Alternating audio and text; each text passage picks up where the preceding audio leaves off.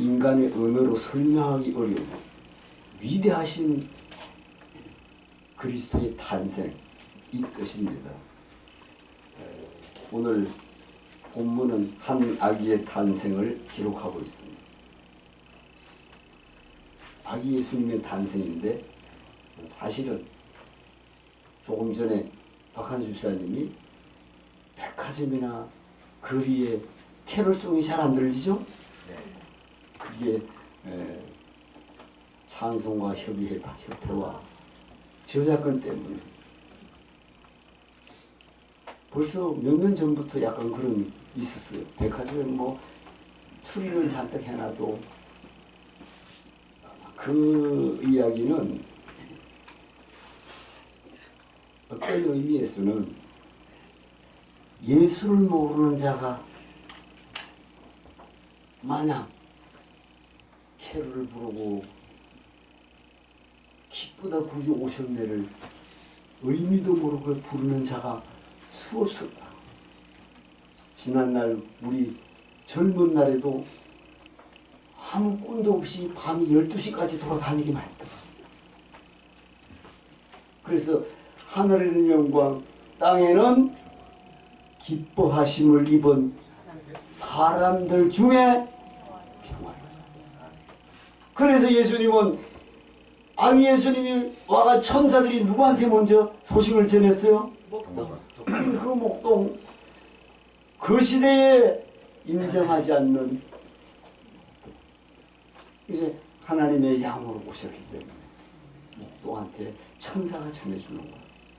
그래서 수많은 왕궁에 전하지 않고 그 밤이 늦은 시간에 양들을 지키는 그 목동한테 전해줄 거야.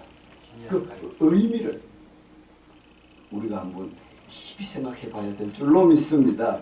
자, 우리 합독하고 있습니다. 역사상 이 아이의 탄생만큼 온 인류의 관심과 축하를 받은 예가 없다. 예수가 누구시기에 이렇게 주목하고 있는가? 한번 생각해 볼 필요가 있죠. 그리고 지금 2000년이 넘도록 아직도 베스트셀러로 있는 성경. 그럼에도 인생들은 내가 어디서 왔는가 고민하지 못하고 있는 거예요. 그래서 저는 성탄절과 이번 송년주일에 말씀을 여러 가지로 묵상해 봤어요. 이 한해 마지막 송년주일인데 참 의미가 있습니다. 그럼에도 조용히 생각해보면 하나님의 은혜였습니다. 우리의 삶이. 그게 믿음의 고백이야.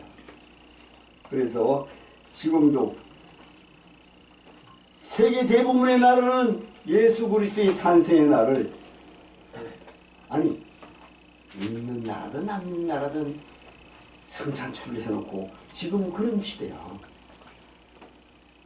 뭐 어제 언젠가 뭐 지금은 불교와 기독교도 절에도 성탄출을 해놓고 막 이랬나 하잖아. 그래서 공휴일로 전체적으로 지키고 있는데 세계도 특별히 영국 같은 데 보니까 뭐 성탄 추리 시장이 어마어마해. 아주 시장이 서는 거야. 그것 때문에 몇 년 전에 거기에 뭐 트럭으로 돌진해가지고 수많은 사람을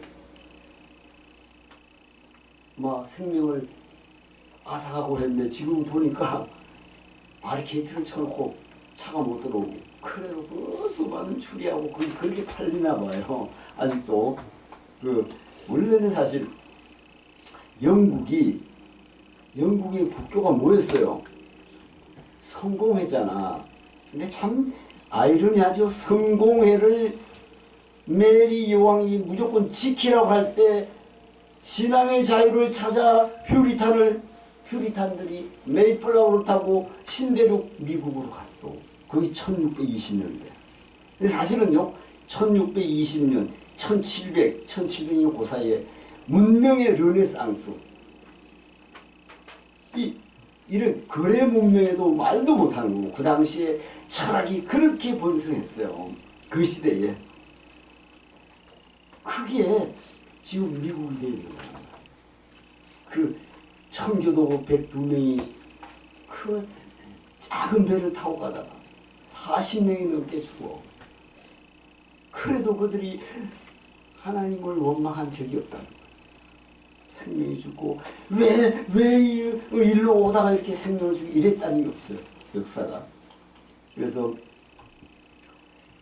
우리 인생이 사실은 예수가 누구시길래 그렇게 주목하고 있는가? 인류는 예수께서 태어날 당시부터 그들은 메시아에 대해서 무관심했더라. 그뿐이 아니죠. 노아에게 방주를 지으려 해도 100년 동안도 그들은 시집가고 장가가고 밭사고 소사고 여전했더라. 하나도 변한 게 없더라. 그래서 인류가 멸망되는 사건이 벌어졌죠. 지금도 그렇단 말이에요. 그래서 왜 그러냐? 그의 탄생이 너무나 초라했기 때문에 왕궁에서 거창하게 태어나지 않는다. 예를 들어서 불교의 습과와 같이 왕궁에 태어난 것도 아니고 부양 가운데 많은 사람이 죽고서 태어난 것도 아니야. 오늘 이야기 또한 그 어머니 마리아 그를 해산하려 했으나 묵을 빵이 없다고 성경은 기록해 놓고 있어. 산모가 아기를 낳기 위하여 빈방이 있습니까? 문을 두드려도 누구 하나 관심을 갖는 자가 없었더라. 이게 지금도 마찬가지야. 심판이 이 말이라고 하나님 말씀에 떨어져도 시집가고 장가. 그래서 오죽하면 하나님은 큰 잔치를 베풀고 내 집을 채우라 해도 안 오는 거야. 그래서 강권하여 내 집을 채우라. 강권하라는 뜻이 뭐야? 몽둥이로 다리를 무너뜨리라서 내 집을 채워라. 그래도 그들은 소를 5결이 샀다네. 세상 일에 바빠서 못 와. 누가 와? 인정해주지 않는 속된 말로 병신들만 와. 내 집을 채우고. 그래서 소경이 보면 앉은 자가 일어나며 죽은 자가 살아나며 병든 자가 치료를 받으며 가난한 자의 복음이 전파되라고 오죽하면 예수님이 세례요한의 제자한테 가서 네 선생한테 전하라고 그래요. 그래서 우리가 이 마리아 요셉을 한번 생각해 볼 수 있어요. 결국은 말구유의 해산에서 구유에 누울 수밖에 없습니다. 그때 왜 사관이 꽉 찼죠? 호적어라 가라고 했기 때문에. 박수. 그 당시 사람들은 그 당시의 사람들이 이기적이야? 지금도 이기적이야? 그전이다 지금. 똑같아. 그걸 말하는 건 변하지 않는다. 변할 수 있는 유일한 방법은 뭐다? 성령을 받아야만 된다. 그게 답이야. 그게 임마누엘이라 했잖아. 이름을 예수로 하고 다른 이름은 또 임마누엘이라 하리라 했어요. 그럼에도 불구하고 성경은 그의 탄생의 위대함을 우리에게 가르쳐주고 있는데, 첫 번째, 그의 탄생은 이미 수천 년 전에 예고가 됐었다 안 됐었다? 됐었다. 그들이 성경을 보고 있었다 없었다? 보고 있었다. 있었어. 모든 사람이 자신을 향해 하나님의 선하신 계획이 있는데 우연히 세상에 태어난 존재는 아무도 없어. 이 세상 누구도 인류의 초창기로 수천 년 지속적으로 예고돼서 온다는 그런 사람은 예수밖에 없어. 우리가 언제 어느 날 태어난다고 전 세계에, 여러분, 아니 이사야에게 700년 전에 예언한 것이 이루어져요, 안 이루어져? 참. 이사야 7장 14절에 보라 처녀가 잉태하여 아들을 낳으니 임마누엘이 하리라. 이사야 40장 3절에 광야에서 외치는 자가 있을 것이다. 너는 그의 길을 평탄케 하라고 이사야 너무나 놀라워요. 이사야가 40장 3절이면 40장 전이 몇 건이야? 마지막 40장이 전이 몇 건이야?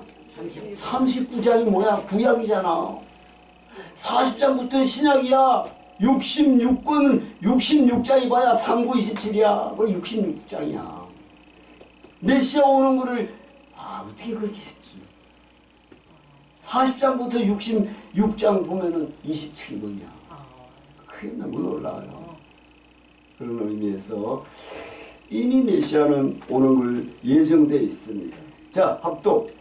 예수님의 탄생은 이 시조인 아담과 하와가 타락한 때부터 상징적으로 예고되고 있었다. 아멘.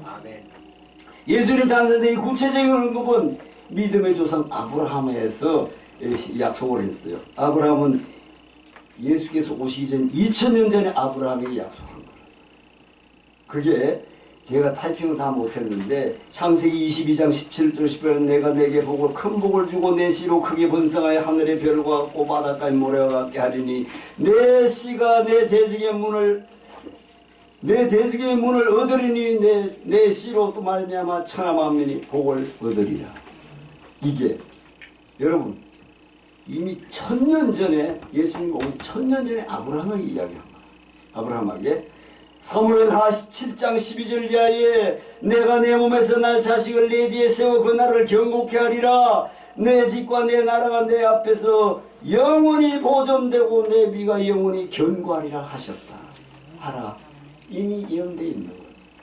이 약속은 예수 오시기 전 여러분 이거는 700년 전에 활동했던 이사야에 의해서 조금 전에 말씀드린 것이 확인되고 있고 이사야 11장 1절로 10절에 이새 줄기에서 한 싹이 나며 이새가 누구야? 이새가 다윗의 아버지잖아. 이새 줄기에서 한 싹이 나며 그 뿌리에서 한 가지가 나서 결실할 것이요 그날에 이새의 뿌리에서 한 싹이 나서 만민의 기호로 설 것이요 열방이 그에게로 돌아오니 그한 곳이 영화로우리라. 이미 이게 예언됐어요. 또 마태복음 1장 1절로 오늘 본문 보면 조건은 수천 년 전에 걸친 하나님의 예언이 아브라함과 다윗의 후손 가운데 예수 그리스도의 나심으로 마침내 이루어집니다. 오늘 마태복음 1장에 아브라함과 다윗 자손 예수 그리스도의 계보라. 1장 1절이 여기서 시작하는 거야. 여러분 아브라함과 다윗 자손 예수 그리스도의 계보라. 여기서 말씀하고 있잖아요. 그래서 마태복음 1장 1절은 이렇게 선포합니다. 아브라함과 다윗의 자손 예수 그리스도의 세계를 이 말씀은 구약의 모든 예언에 한 예수께서 이 세상에 오심으로 완전하게 성취되었다는 말씀인 줄로 믿습니다. 성취된 거야. 그들이 메시아가 이사야 선지자의 이야기로 세례 요한이 이사야 7장 14절은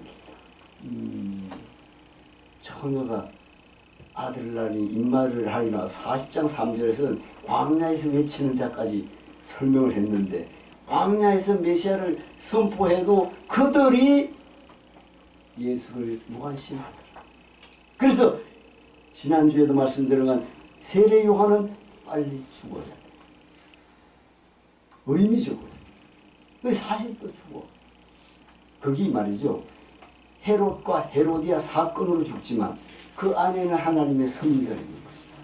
왜냐? 예수님이 40일 공생애를 다 끝나고 사단을 물리치고 있는 상태에서 요한의 잡힘을 들으시고 요한의 사명은 넌 끝났다. 메시아가 일어날 때예요. 그래서 지난주에도 얘기했지만 인간적으로는 너무 안타깝잖아. 샤가라 제사장에 무자해서 자녀를 주옵소서 그렇게 기도하다가 자녀를 줘가지고 엘리사벳 나이 70 가까이 된 사람이 임신해가지고 5달 동안도 임신한 줄도 모르고 뭐만 사 먹었어? 약초를 소화제만 먹는 거야. 그런데 언제 알았다고? 몇 달째? 6개월째. 아니 여자들한테 물어도 여자 목사님들도 잘 모르더라니까. 그래 내가 아니 5달 만에 배에서 차는 소리가 들렸다고 엘리사벳을 들어보라고 그랬어. 5달 동안 나를 숨겨.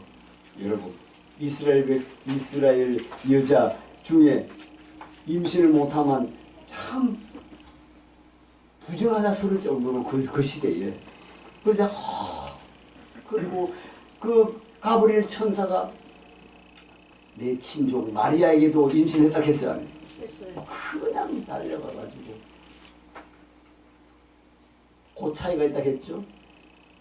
샤가라는 여러분 세례 요한이 율법의 마지막이라 했지. 예. 그게 샤가라의 아직 구약이야. 내 아내도 나이가 많고 나도 나이가 많은데 어찌 그런 일이 있을 수 있습니까? 기도를 했는데 이루어졌어 안 이루어졌어? 이루어졌어요. 그때 그 징계로 어떻게 됐어? 덩어리가 됐어요. 우리가 됐나? 그게 구약이고 처녀인 마리아가 성령으로 내 잉태되었느니라 할 때 내가 사내를 알지 못해 어찌 그런 일이 있을 수 있습니까? 하나님의 능력은 넘치 못할 일이 없느니라. 아멘. 이 말씀을 하고 천사가 떠나 가면서 물을 때 주여 주의 뜻대로 되기를 원합니다. 여기 신약의 고백이야. 그러니까 사실은 주의 길을 예비하러 세례 요한을 하나님이 샤가라의 씨로 보내신 것이다. 아멘. 그래서 우리가 이걸 보면서 두 번째 자 여기 한번 합독합니다. 여인의 후손이 뱀의 머리를 상하할 것이라는 예언, 가죽옷을 입히시는 장면, 노아의 방주등은 예수님의 오심의 상징적인 표현이다. 여인의 후손이 뱀의 머리를 상한다고 해놨어야 안 했어. 창세기 3장 15절. 이 모든 것들이 메시아가 오는 것을 예표해놓고 있는 것이다. 그걸요. 이제 가죽옷을 이건 제가 한번 가죽옷을 입히는 장면이 왜 그럴까? 가죽옷을 입히는데 왜 예수님 오는 예표가 될까? 양의 죽음. 박수야. 의미적으로 양이 희생돼서 구원의 모습을 보여서 안 보이죠? 그래서 세상 죄를 지고 하나님은 어린 양으로 오시는 것이다. 아멘. 그래서 이 당시에 사실은 자 두 번째 합독해 보겠어요. 동정녀의 몸에 성령으로 예수께 탄생되었다는 것이다. 이 사실은 부활 사건 이상으로 놀랍고 신비한데 예수님은 임산 마리아는 당황했겠어요? 안 당황했겠어? 당황했지. 결혼도 안 하고 약혼한 상태이고 또 남자와 관계를 맺지 않은 상태에 아기 몸속에 자란다고 하니까 이 기가 막힌 일이 벌어져요. 사실 어떻게 보면 까무라칠 일이지. 처녀가 임신했다니까. 생각을 해보자고. 처녀가 임신했다고 천사가 와서 해주는데 말이 돼 안 돼? 그런데도 그보다 더 중요한 것도 요셉이. 남자는 요셉은 어떻게 하겠어? 이해가 돼 안 돼? 안 되잖아. 그 당시. 그러니까 아내 된 사람의 부정을 의심할 가능성이 있다 없다? 당시 법으로는 어떻게 한다? 돌로 쳐 죽여야 돼. 여러분, 요셉은 고민을 했을까 안 했을까? 고민했어요. 그 고민했다는 게 뭘 말할까? 이 성경에서 고민했다는 게 어떤 걸 말하는 거야? 조용히 끊고자 했다는 뜻. 그건 성경이 이야기하고 파혼을 해야 되나 말아야 되나. 기도했다는 뜻이야. 아이고 참네. 아유 그렇게 생각해야지. 뭐 조용히 갈라설까? 하나님 이게 맞는 말입니까? 기도한 거예요. 그래서 그걸 갖다 요셉은 의로운 자라고 표현하고 있는 거야. 19절에 20절에 이렇게 기록합니다. 그 남편 요셉은 의로운 사람이라 저를 드러내지 않냐고 가만히 가만히 끊고자 하여 이 일을 생각했다고. 가만히 끊고자 이 일을 생각했어. 물론 하나님이 주시는 그런 마음이, 그때 주의 사자가 꿈을 통해서 말씀. 요셉아, 내 안에 데려오기를 두려워하지 말라. 다윗의 자손 요셉아, 내 안에 마리아 데려오기를 무서워하지 말라. 저에게 잉태된 자는 뭐로 된 자다? 성령으로 된 자들을 낳으리니 이름을 뭐라고 하더라? 예수라 하라. 요셉이 놀라운 계시를 믿음으로 받아들이는 결과이다. 아멘? 성령으로 되었다는 것은 그가 다른 사람들과 같은 피조물이 아님을 인지하게 하는 거야. 요한복음은 그가 본래 하나님이었다고 저는 조금 전에 얘기했죠. 참, 요한복음 1장 1절에 태초에 말씀이 계시나 이 말씀이 하나님과 함께 있어요. 이 말씀이 곧 하나님이시다. 그가 없이는 만물이 한 개도 지어진 바가 없다. 그가 있어야지 지어진 거야, 이 만물이. 그러니까 예수님이 하나님이 창조할 때부터 이미 하나님 안에 독자 예수는 계신 것이다. 아멘. 태초에 말씀이 계신 이 말씀 하나님 계셨으니 이 말씀이 곧 하나님이다. 말씀이 육신이 되어 우리 가운데 거하시며 그가 그의 영광을 보니 아버지의 독생자의 영광이 은혜와 진리가 충만하더라. 이와 같이 하나님께 육신을 입고 이 땅에 오셨다는 것은 창조의 사건 못지않게 인류 역사의 가장 엄청난 사건이라고 볼 수 있어요. 그걸 설명하기 위해서. 그러자, 자, 잘 보세요. 하나님은 영이신데 하나님은 어떻게 보지? 아니, 하나님은 보게 했어. 꿈으로? 환상으로? 예수님을 보면 하나님 본 거야, 안 본 거야? 그래서 인간의 눈으로 자꾸 올라가니까 육체로 보낸 건 뭐야? 나를 본 자는 하나님을 보았거늘 어찌 하나님을 보이려 하느냐?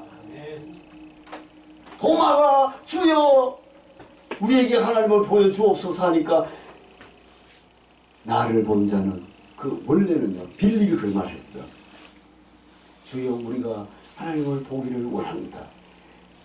아마 그때 좀 예수님도 속이 상했던 거 아니고, 나를 본 자는 하나님을 보았거늘 어찌 하나님을 보이려 하느냐? 그것이 빌립한테 그 말을 하니 보여달라고 하니까. 그게 요한복음 14장 8절인가 9절인데 한번 찾아보면 도움이 될 거예요. 자꾸 올라가는 거야. 제 생각에는 저도 한번 찾아보고 갈게요. 요한복음 14장. 우리가 그렇다는 거죠. 요한복음 14장 8절. 14장 8절.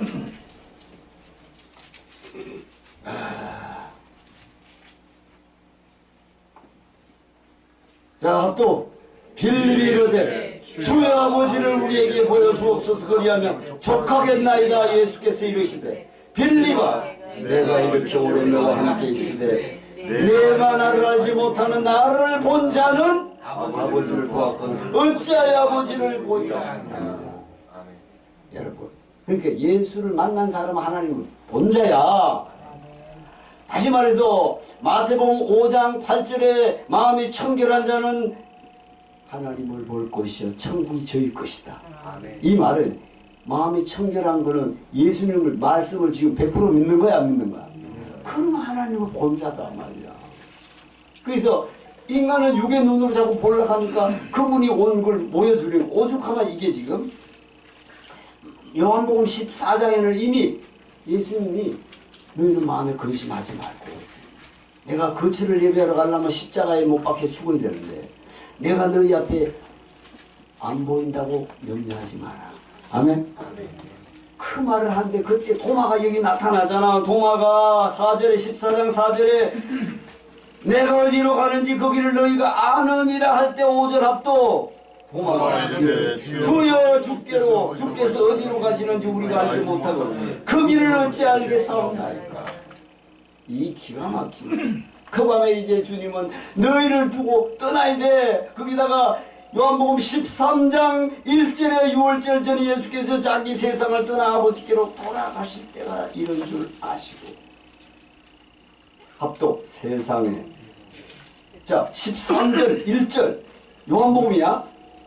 자 13절 1절 합독. 6월절 전에 예수께서 자기가 세상을 떠나 아버지께로 돌아갈 때가 이런 줄 아시고 세상에 있는 자기 사람들을 사랑하시되 어떻게 끝까지 사랑해? 어떻게 끝까지? 이 뜻이 뭐야? 박수. 내가 너희를 십자가에 너희 대신 죽는 거야. 그렇게 너희를 끝까지 사랑해. 더 나아가서 성령으로 너희에게 와서 네 일생 동안 너희와 함께 하는 것이다. 이게 마태복음 28장 20절에 보라 세상 끝날까지 내가 너희와 항상 함께 있으리라. 부활하신 주님이 와서 하신 말이야. 그러니까 이게 너무 놀라워. 아버지께서 6월절에 양이 죽잖아. 출애굽할 때 6월절에 양을 잡아서 문 인방에 피를 뿌리고 고기를 구워 먹어. 양의 희생을 끝에 잡는 거란 말이야. 이 요한복음으로 하면 끝이 없으니까 나중에 오늘 정리를 하고 성탄절이니까 정리를 하겠습니다. 자, 합독. 모든 생물이나 사람들은 하나님께서 만든 것이 자유롭지가 종족을 번식한다. 합독. 아버지가 없는 아기는 있을 수가 없는 아기. 아버지가 없는 아기. 그죠? 그러니까 임신한 마리아는 참 믿음이 있었다고 볼 수 있습니다. 그래서 자, 세 번째 합독. 태어난 아기의 이름은 예수 이외에 임마누엘이라고 했습니다. 임마누엘. 아들을 낳을 이름을 예수라. 이는 그가 자기 백성을 저희 죄에서 구원할 자이심이라 하니라. 이 모든 일에 된 것은 주께서 선지자로 하신 말씀을 이루하시니 이르시되 보라 처녀가 잉태의 아들을 낳을 것이고 그 이름을 임마누엘이라 하셨으니 이를 번역하면 어떻게 된 것이다? 하나님이 나와 함께 하신다.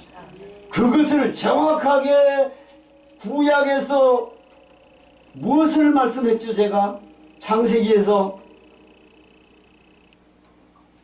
이 임마누엘 상태를 구약에 생명 창세기 2장 7절에 생기를 부으느니 뭐더라? 생명이 된 똑같은 말이야. 생명이 된 거야. 신약에서는 임마누엘 되고 성령 그 주의 성령이 나한테 온 거나 똑같은 말이라고.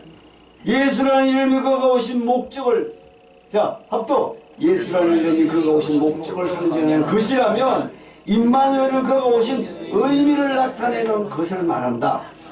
자 여기에서 그가 인류의 역사상 가장 중심이 되는 때 이 세상에 오신 이유가 무엇입니까? 여러분 이 세상에 오신 목적이 뭘까? 합독. 자기 백성을 저희 죄에서 구원하시기 위하여 오셨다고 오늘 본문은 말씀하고 있는 줄로 믿습니다. 그래서 결론입니다. 자, 자세히 보세요. 합독. 오신 예수님은 한 종교의 대표가 아닙니다. 역사의 한 페이지를 장식하였던 분이 아닙니다. 그분은 역사의 한 중심에 서 계시고 그분의 역사는 바로 세계 역사입니다. 아멘. 세계가 2025년 같이 써요, 안 써? 그 예수님의 태어난 생일이야. 거기 역사적으로는 1, 2년 차이가 있을지 몰라도 지금 세계가 그걸 쓰고 있다는 게 중요해요. 그걸 갖다가 AD, BC는 Before Christ, 예수님 오기 전이고 AD는 안의 도면으로 써가지고 지금 AD 2025년 그걸 설명하고 있습니다. 그것도 대단히 그 세계 중심이다. 그래서 자 합독. 우리는 세계의 역사를 히스토리라고 부릅니다. 역사는 바로 그분의 이야기이기 때문입니다. 우리 모두는 이것을 우연이라고 생각해서는 안 될 것입니다. 여러분 세계의 역사가 히스가 그야. 토리가 이야기잖아. 예수의 이야기야. 세계 역사가 생각해 보세요. 이걸 우연이다? 그 말이 아닙니다. 다시 합독. 예수께서 탄생하셨을 때 하늘의 천사들이 이렇게 찬양하였습니다. 지극히 높은 곳에서는 하나님께 영광이요 땅에서는 기뻐하심을 입은 사람들 중에 평안이다. 아무나 지금 시내에 막 캐롤 떠든다고 되는 것이 아니라니까. 그 말을 하는 게 아시오. 자, 끝입니다. 합독. 세계 역사의 기준에 서 계시는 그리스도께서 이 땅에 육신으로 오시면 기뻐하심을 입은 사람들 중에 평화로 오신 것을 확신하고 오늘을 살아가는 여러분 되시기를 축원합니다. 아멘. 노합니다. 아버지 하나님.